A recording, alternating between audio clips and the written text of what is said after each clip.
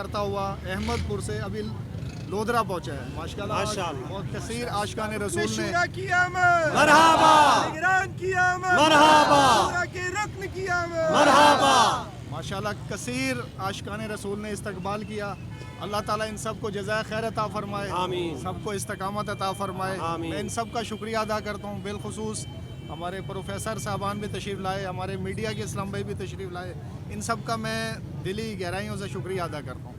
بہت شکریہ جی. ربیع الاول کے حوالے سے کیا تیاری ہے؟ جی انشاءاللہ ربیع نور شریف تشریف لانے والا ہے. اس کی تیاریاں جاری ہیں. ابھی پچھلے چوک میں بھی ہم نے دیکھا مدنی پرچم بھی لگے ہوئے ہیں, لائٹنگ بھی انشاءاللہ, اور اگر پرمیشن ہوئی تو جلوس میلاد بھی ہوگا. اللہ نے چاہا تو انشاءاللہ صبح بہارا بھی منائیں گے مل کر.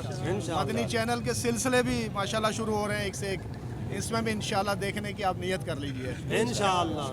یہ جو کراچی سے آپ جو لودھرا میں آئے ہیں سر, کیا مقصد ہے, اب آپ کو کیا مقصد دینے کے لیے آئے ہیں, کیا پیغام دیں؟ جی ہمارا دعوت اسلامی کا شعبہ ہے مدنی قافلے. ہم 3 دن 12 دن 1 ماہ 12 ماہ کے مدنی قافلے یہ راہ خدا میں سفر کرتے ہیں. اس کا مقصد ایک تو اپنی تربیت, اپنی اصلاح کرنا, سنتیں سیکھنا, دعائیں سیکھنا, نمازیں پڑھنا, تہجد ادا کرنا, اشراق و چاشت کے نوافل, ایک صحبت ملتی ہے. اچھا یہ سارے رہتے ہیں مسجد کے اندر. 3 دن کا قیام ہوتا ہے مسجد میں.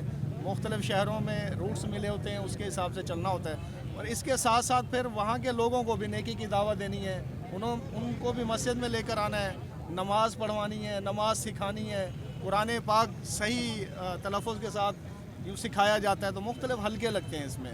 تو یہ اسی کے تحت الحمدللہ دعوت اسلامی کے ہزاروں قافلے سفر کرتے ہیں. الحمدللہ ہمارا یہ ایک ریجن بنا ہوا ہے تنظیمی طور پر, ملتان ریجن.